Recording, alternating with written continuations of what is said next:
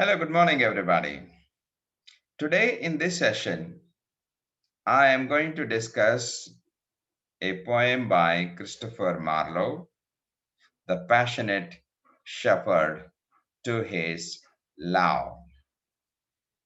And in this poem, we shall discuss how the poet speaks about his love.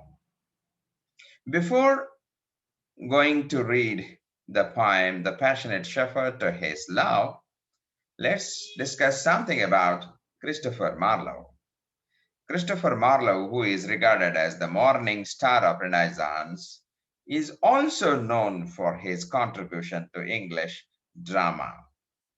Marlowe was a leader of university wits, and as a dramatist, he contributed great plays to English drama, like The Tamburlaine, Dr. Faustus, The Jew of Malta, and Edward II.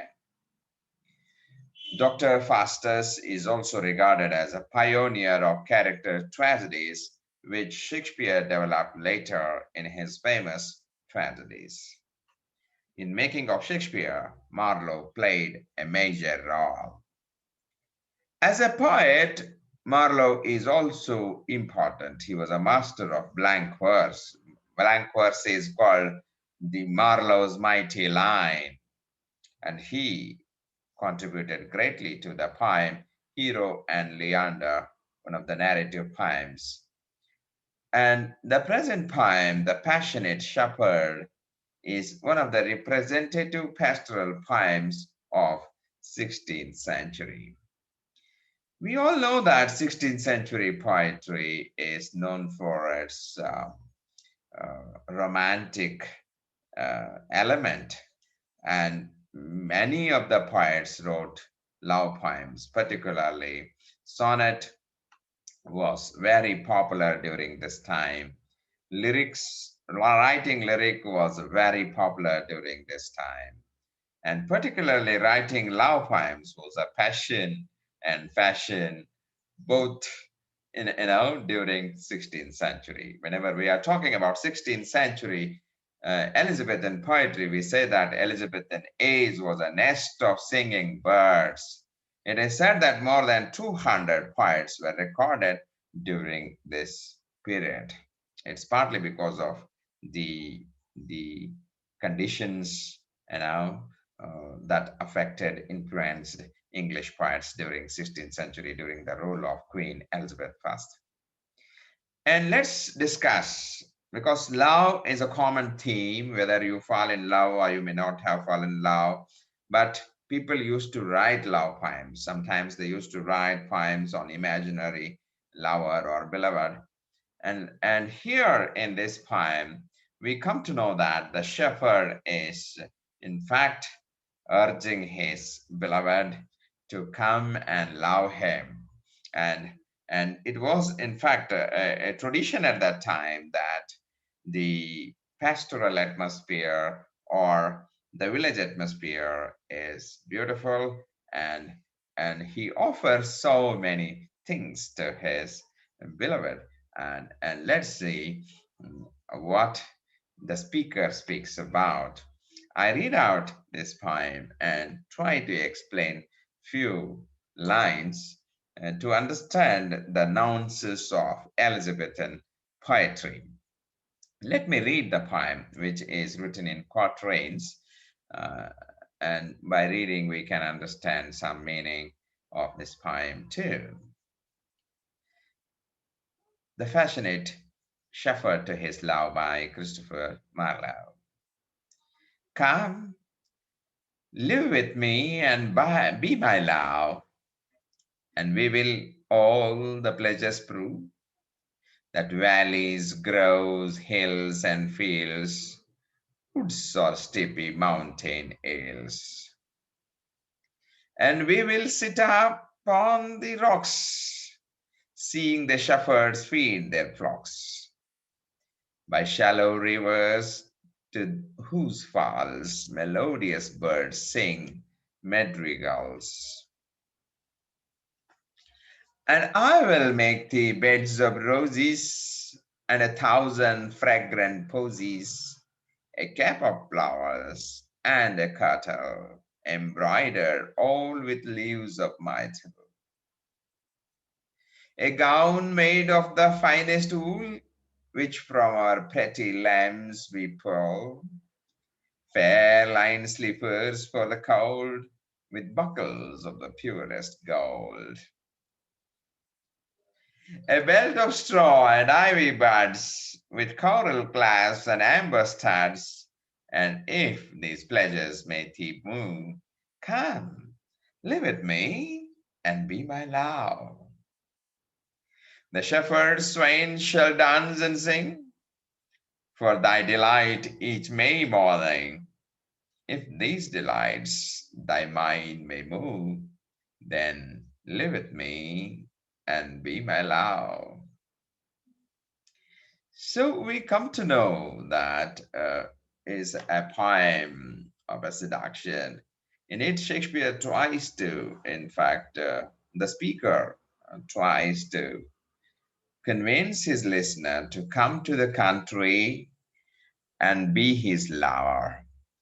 The speaker makes his case on the basis of luxuries they will enjoy together in countryside, describing it as a place of pleasure that is advanced, sensual, and innocent. So, village or country atmosphere offers so many things. There is a request from the speaker here: come, live with me and be my love. Marlowe beautifully explains this. He explains the pleasures of country life. Life in the country is beautiful. So, in this stanza, we come to know in the first stanza, come live with me and be my love, and we will all the pleasures prove. There are all kinds of pleasures in the countryside, that valleys, groves, hills, and fields, all are beautiful. We have wonderful pastures, we have wonderful valleys, you know, woods, and steepy mountain hills. So it is a beautiful place, and I will show you all the pleasures of life. So this is a beautiful tradition Marlowe followed, describing what we call a kind of a nature poem. You can also say it's not just a love poem. And nature is beautifully described here. In the second stanza, he said, and we will sit upon the rocks, seeing the shepherds feed their flocks. There, you can sit on the rock and see a number of shepherds feeding their flocks of sheep, and it's a beautiful, picture or a sight to enjoy in a countryside.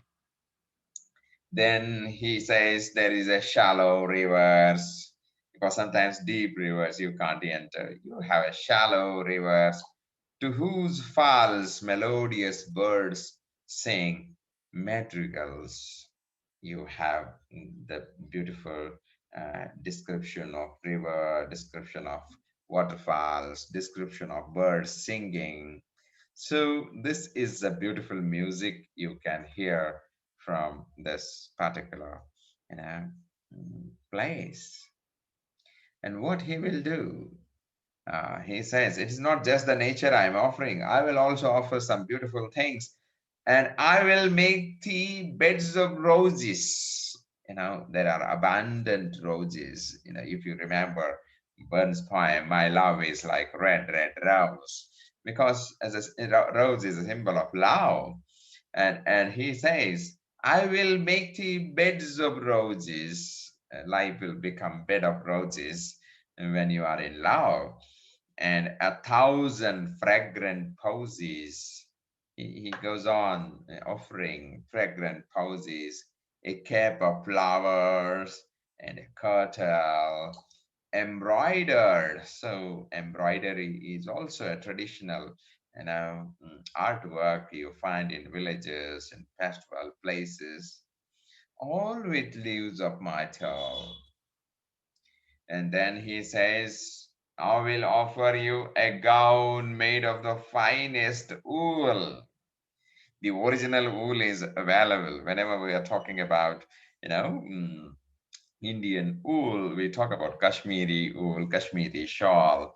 That's a world famous one. And it's only possible when you have the, great um, culture, wool culture you have when you have shepherds, you have flocks, and a shepherd can offer.